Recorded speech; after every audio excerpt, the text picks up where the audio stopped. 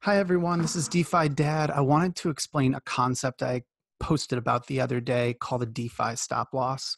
So the idea is that you can use a token set with a trading strategy that you want exposure to, but because let's say the price of Ether is close to meeting the criteria for that token set to sell out of Ether into, in this case, compound USDC, you can ultimately treat it like a DeFi stop loss.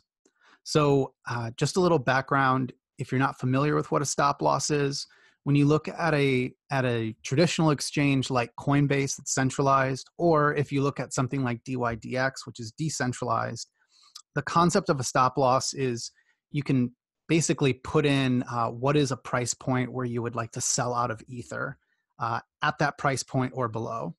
So in this case, I have a stop loss set for 1 ETH to sell if the price falls below 200 DAI. Just give me whatever the best price is at that point. I'd rather get back into DAI. And then hopefully I can buy back Ether at a lower price.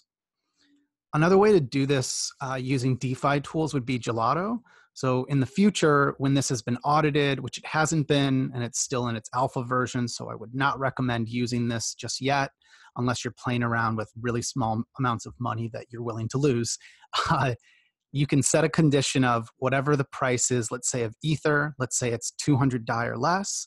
I'm going to then set an action to trade that Ether into DAI.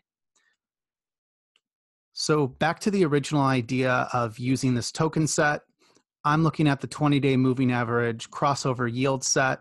The criteria for this is that 2 days have to have gone by since the last rebalance.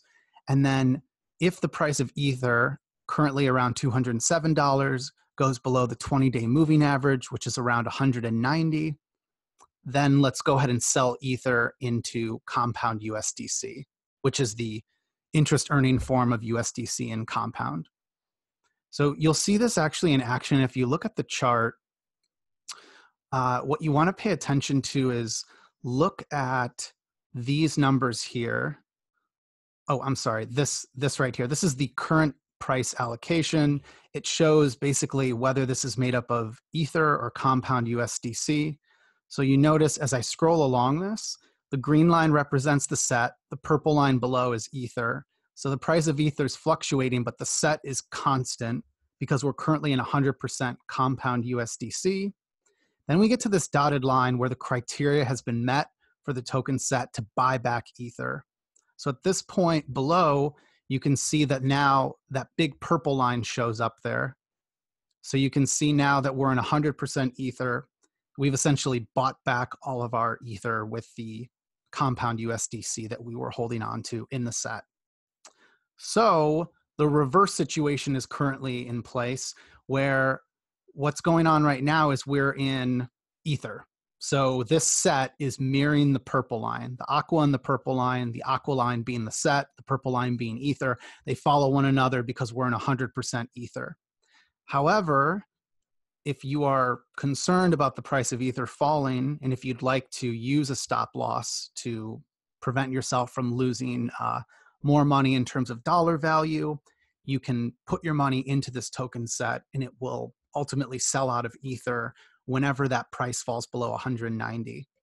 One thing you want to be aware of is the risk of this is that the price could fall, it could rebalance into USDC, then the price could rocket upwards. So ideally, it goes below the 20-day moving average and you get a chance to buy back Ether at a higher price, or I'm sorry, at a lower price. But a bad situation would be that the price goes upwards and now you're buying back Ether at a higher price. So you just need to be really cautious about what it is that you're trying to accomplish here and whether or not this strategy makes sense to you. So anyways, that's how a DeFi stop loss would ultimately work. Normally I would just set a stop loss again with DYDX, or if you use a centralized exchange, you would use that. And you'd say, in this case, the 20-day moving average here is around 190. And so I would be setting a stop loss myself manually. But I think it's much easier just to put my Ether into the token set, the ETH 20-day moving average crossover yield set. So anyways, I hope this is helpful. Let me know if you have any questions. And hopefully we'll be posting more videos like this with tips and tricks to use DeFi on the Bankless YouTube channel.